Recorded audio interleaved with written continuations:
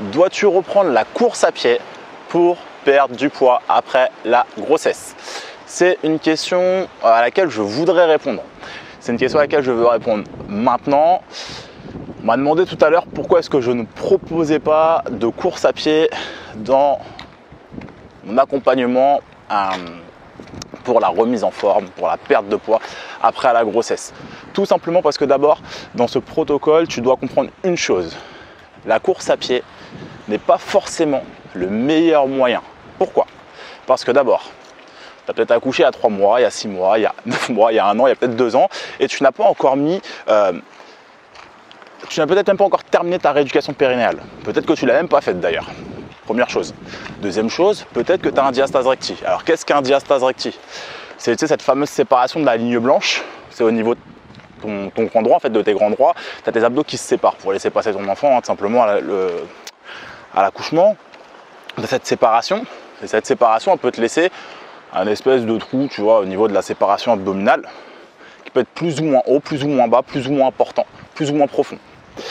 Donc plus cet écart va être important et plus tu t'en douteras, plus il y a des choses à faire. Moins cet écart sera important, il y a aussi des choses à faire, ça ne veut pas dire qu'il n'y a rien à faire. Cet écart-là, il provoque quoi? Il provoque des maux de ventre, des maux de dos, tu peux avoir aussi des problèmes au niveau des lombaires, voilà, pas mal de choses au niveau de la répercussion. Mais ça, c'est pour un autre sujet, on en discutera plus tard. Donc, tu vois, déjà, juste pour ces 2 premiers éléments que je viens de te citer, pour un troisième, peut-être que tu as aussi une incontinence. Tu vois, peut-être que potentiellement tu as des incontinences, donc tout simplement tu t'es pipi dessus quand tu rigoles, quand tu cours, quand tu éternues, quand tu fais un effort. Voilà, c'est des choses que tu ne contrôles pas et que tu ne peux pas contrôler pour le moment. Tout simplement parce que, encore une fois, là, au niveau périnéal, vois ça un peu comme un hamac qui maintient, donc tu as ton périnée, ton anus et au niveau vaginal, tu vois, vois ça un peu comme un hamac, et lui il est distendu, il est complètement relâché, et donc du coup, voilà, des fois il y a des fuites urinaires. Mais ça se travaille, tu vois, c'est pour ça que ta rééducation périnéale est importante. Mais ça, je referai sûrement une vidéo pour en discuter avec toi. Voilà pourquoi, moi, je ne propose pas de course à pied au départ. Voilà pourquoi. Tu vois, là, tu as un début de réponse. C'est la raison pour laquelle je ne préfère pas te donner de course à pied. Tu vas avoir des vibrations, tu vas avoir des chocs. Donc ces vibrations, ces chocs peuvent augmenter.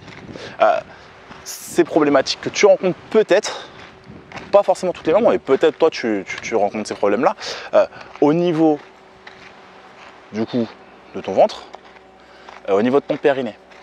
Et comme je te disais, en plus il y a un lien du coup avec le dos. Donc potentiellement, tu peux avoir des maux de dos, tu vois, au niveau plus lombaire. Et si ça fait très longtemps que tu n'as pas fait de sport, reprendre tout de suite la course à pied, c'est pas forcément bon non plus pour tes genoux. Tu vois, il y a ça aussi qui est important et que tu dois savoir.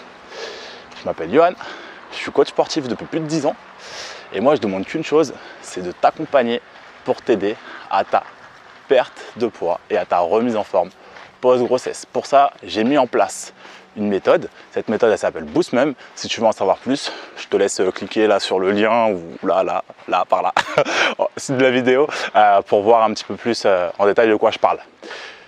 A plus, ciao!